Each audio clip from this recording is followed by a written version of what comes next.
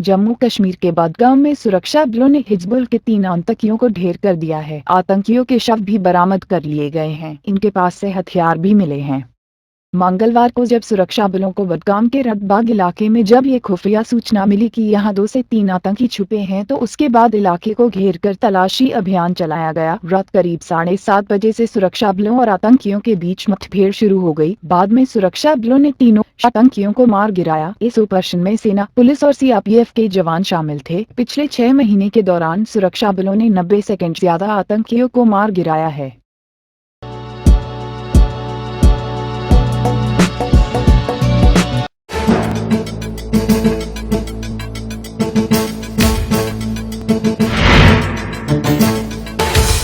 और अब फटाफट एक नजर आज की कुछ और बड़ी खबरों पर।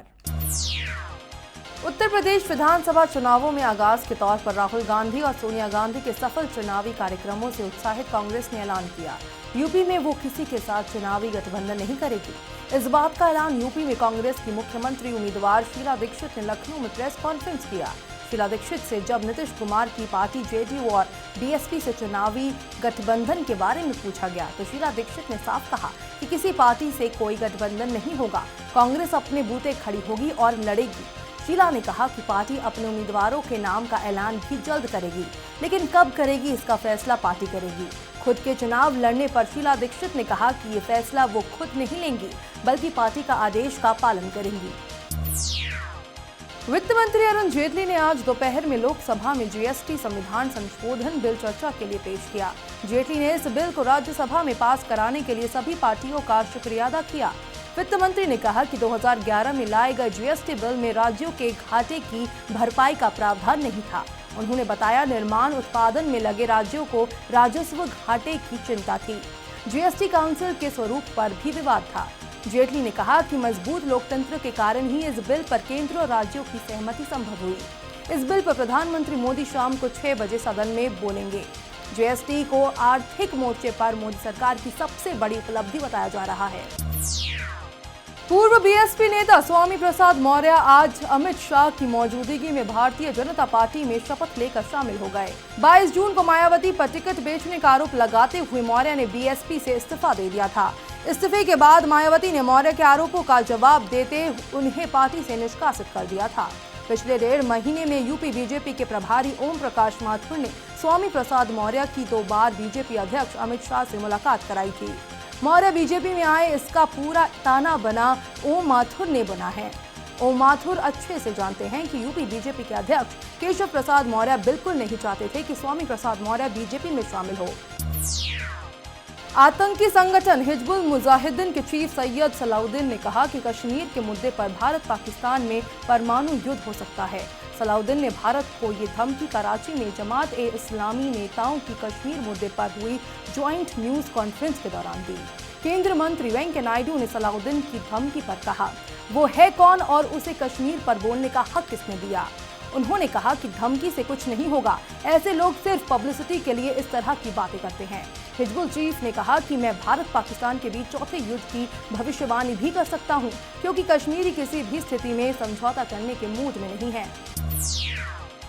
जम्मू कश्मीर में जारी तनाव को देखते हुए आज लगातार 31वें दिन कई इलाकों में कर्फ्यू और प्रतिबंध जारी है, जिसके कारण जनजीवन प्रभावित है। पुलिस सूत्रों के मुताबिक अनंतनाग, कुलगाम, शोपिया और पुलवामा में कर्फ्यू है, जबकि श्रीनगर, सोपोर, बारामुल्ला, हंदवाड़ा और कुपवाड़ा में प्रतिबंध जारी है।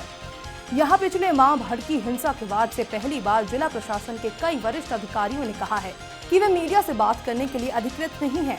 अलगाववादियों ने श्रीनगर में सिविल सेक्रेटरी और अन्य प्रशासनिक कार्यालय तक लोगों से सड़क मार्ग बाधित करने को कहा है। शैक्षणिक संस्थान, कारोबारी प्रतिष्ठान और सार्वजनिक परिवहन भी पिछले 1 माह से अधिक समय से बंद है। अलगाववादी नेताओं को एहतियात के तौर पर हिरासत में रखा गया है। जम्मू कश्मीर के कुपवाड़ा जिले में नियंत्रण रेखा के पास आतंकियों और सीमा सुरक्षा बल के जवानों के बीच मुठभेड़ की खबर आई है। बताया जा रहा है कि आज हुई इस मुठभेड़ में बीएसएफ के 2 जवान शहीद हो गए हैं, जबकि एक आतंकी को भी मार गिराया गया है। कुपवाड़ा के लिए अतिरिक्त सुरक्षा बलों को रवाना कर दिया गया है। हालांकि ये अब तक साफ नहीं हुआ है कि ये मुठभेड़ घुसपैठ की कोशिश के दौरान हुई या फिर आतंकी इलाके में पहले ही से मौजूद थे। जानकारी मिली है कि जम्मू कश्मीर के कुपवाड़ा जिले के माछिल सेक्टर में एनकाउंटर अब भी जारी है। पाकिस्तानी खुफिया एजेंसी ISI अंतर्राष्ट्रीय सीमा और LOC के जरिए बड़े पैमाने पर घुसपैठ कराने की कोशिश में है। भारतीय सुरक्षा एजेंसियों ने आतंकियों के घुसपैठ करने की 8 जगहों और आतंकियों के मूवमेंट का पता लगाया है। लश्कर कमांडर शहबाज उर्फ लतीफ अपने साथ साथ आतंकियों के ग्रुप में तंगधार सेक्टर में घुसपैठ की कोशिश में है। हिजबुल मुजाहिदीन के 8 आतंकियों का ग्रुप उरी सेक्टर में घुसपैठ की कोशिश में है। जैश के 5 से 6 आतंकियों का एक ग्रुप बिमला पोस्ट के नजदीक घुसपैठ करने की कोशिश में है। सुरक्षा एजेंसियों ने इसके साथ ही लश्कर, जैश और हिजबुल के आतंकियों की बातचीत को इंटरसेप्ट किया है। कश्मीर में बड़े आतंकी हमले की प्लानिंग का खुलासा इस इंटरसेप्ट बातचीत से हुआ है। इसमें आतंकी कोड के जरिए बात करने सुनने गए हैं। पाकिस्तान के बलूचिस्तान प्रांत के क्वेटा में एक सरकारी अस्पताल में धमाका हुआ है। आज सुबह हुए इस बम धमाके में अब तक 53 लोगों के मारे जाने की खबर है। वहीं बलूचिस्तान के मुख्यमंत्री ने हमले के लिए भारत को जिम्मेदार ठहराया है। पाकिस्तान के जियो टीवी के अनुसार बलूचिस्तान के मुख्यमंत्री सनाउल्लाह जहरी ने आज भारत पर आरोप लगाते हुए कहा कि क्वेटा हमले के पीछे भारतीय खुफिया एजेंसी रॉ का हाथ है। शुरुआती जानकारी के मुताबिक ये एक आत्मघाती हमला बताया जा रहा है।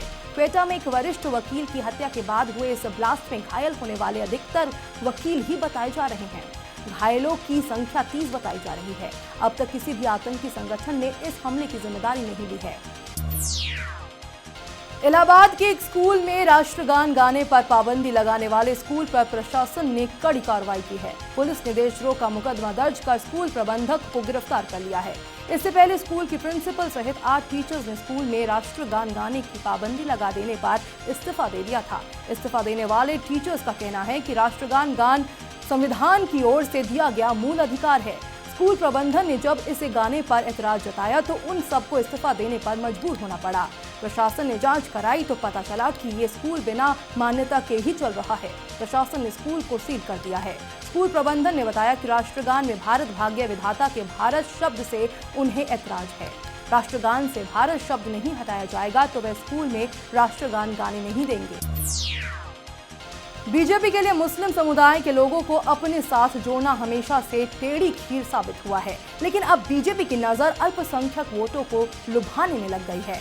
पार्टी नेता खुद को मुस्लिम और ईसाई समुदाय को अपने साथ जोड़ने की कवायद शुरू करने जा रहे हैं। इसके लिए बीजेपी अल्पसंख्यक सम्मेलन आयोजित करने जा रही है, जिसमें खासतौर पर मुस्लिम और ईसाई समुदाय के युवाओं के विचारों, उनकी समस्या, सरकार की नीतियों पर उनकी राय लेगी। इन युवाओं के सामने आने वाली समस्याओं को कैसे दूर किया जाए, इसी एजेंडा पर बीजेपी काम करेगी। यही नहीं, बीजेपी इन युवाओं की राय भी लेगी।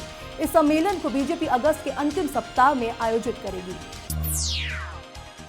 भारतीय रिजर्व बैंक के एक नए गवर्नर को लेकर ताजा अटकलें सामने आई है। शुक्रवार को रिजर्व बैंक के पूर्व डिप्टी गवर्नर सुबीर गोकर्ण ने गवर्नर रघुराम राजन से मुलाकात की थी। इसी हफ्ते गोकर्ण ने आर्थिक मामलों के सचिव शक्तिकांत दास से भी मुलाकात की थी। सूत्रों के मुताबिक केंद्र सरकार ने अब तक ये साफ नहीं किया है कि वह नए गवर्नर के नाम का ऐलान कब करेगी। हालांकि ऐसी संभावना जताई जा रही है कि इस हफ्ते के अंत तक नए गवर्नर के नाम की घोषणा हो जाएगी।